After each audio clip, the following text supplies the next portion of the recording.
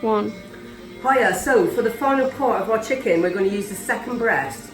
So you can remember now, and I'll show you them all again at the end, but we've done 6 different dishes with one chicken that cost us £3. So we're going to make a chicken en croûte, a bit like a beef Wellington, but with the beautiful chicken breast, okay? So I'll pull that to one side. I've got my pan on the stove. Again, a little bit of butter, a little bit of oil, which stops the butter from burning. Really simple. Just going to swap that over. So that's getting nice and warm. Just let that butter melt down. What we're going to do is, we've got some diced mushroom, some very finely diced onion, and some diced garlic. This is called a duxelle. This goes into every Wellington that you make. It's just the base, okay? So we're going to put that in the pan, we're going to let it reduce down. We're then going to put it into this tiny little colander and let all the juices run out, because otherwise the juices will run into the pastry and ruin the crispiness. So now the pan's warm, just going to drop them in. Smells lovely. Drop that in there. Give it a toss around. A little bit of salt. And a little bit of the pepper. Okay. Let me just flicking this. That's all we're doing.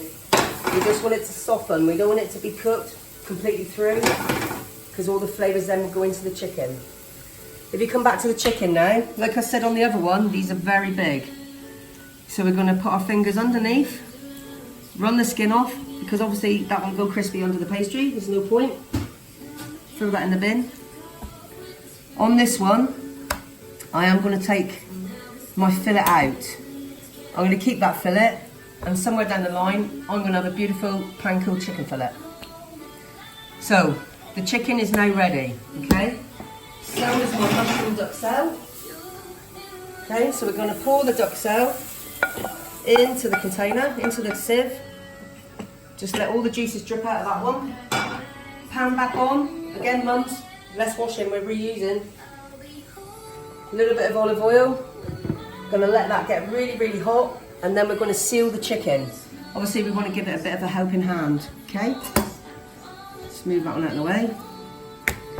So while that's just getting warm, I'm going to get my flour in shot. I'm going to get some flour on the board. Now, if you watched my first video ever, the camembert, remember I said about the pastry that was left over. This is a great way to use that pastry, which is exactly what we're going to do now. Is my pan hot yet? Yeah, beautiful. We're literally just putting a bit of colour on this. We're just going to drop it in, let it cook for 1 or 2 minutes on one side, 1 or 2 on the other side. Bob's your uncle, Fanny's your aunt, we're done. So, we're going to roll this out. This is going to be our blanket, which is going to go and encase our chicken. Or our chicken's going to be encased by the blanket. Spin it over. Same as most times you use puff pastry, don't roll it too thick because it won't cook properly and it won't get a crispy texture. That's about right, about that sort of thickness. Alright, nice and pliable.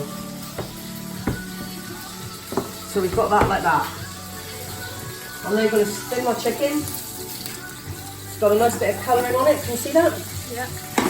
Fantastic. Nice bit of pepper. Nice beautiful bit of salt. Okay, back to our pastry. Pate. Can be any type of pate you want. I prefer to use a smooth pate, something like a Brussels or a duck liver pate, anything like that. Straight in the centre, okay? That's going to be your base so that the chicken, because it's hot, won't melt straight through the pastry. Get your duxelle, which is your mushroom, onion and garlic. Straight on top. Okay. So I'm going to put these dishes out of the way. We're then going to rescue our chicken. Remember, all you're doing is sealing it so it keeps all the juices in, okay? Straight on top. Famous egg wash is what we need now. Straight around the edges. which then will stick the pastry together and seal all the edges so nothing gets out, okay? Straight round. And then we're literally going to tuck this up like a pasty. Push down the edges so that it seals.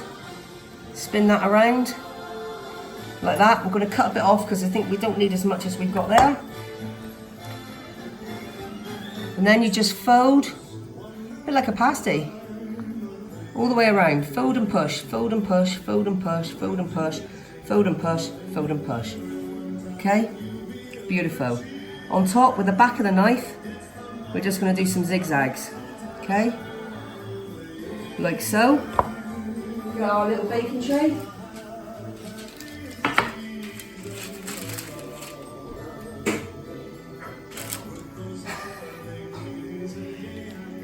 I'm just laughing because the dishwasher's open and our dog's going mad. Don't know whether you can hear her. So we make sure that we egg wash all the edges because you want it to look golden brown when it comes out of the oven. Okay? Now you put this in an oven, preheated, about 150, 160 degrees for about 30 minutes until the pastry's really puffed up and golden brown. On the next episode, again, like I said, I'll have all the dishes out and you can see all the finished products. Thank you.